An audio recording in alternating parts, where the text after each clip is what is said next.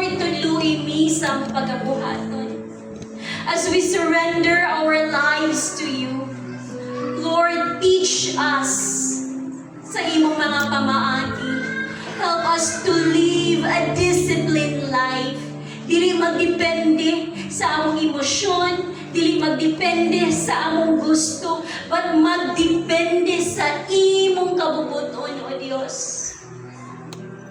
Tabangi mi, Lord, na mahimong mi matured, nga magtutuo nimo, nga dili basta-basta matumpag, malumpag sa mga problema.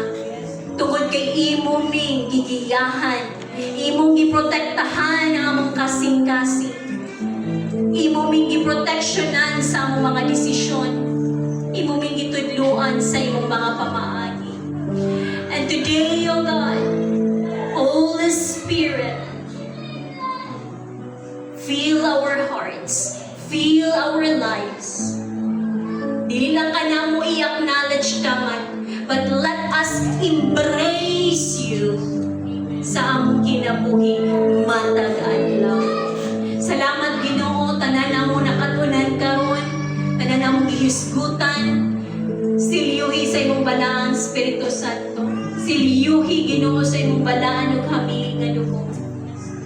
And let us live tabangi mi nga magkinabuhi nga madaugon diha kang Hesus Kristo.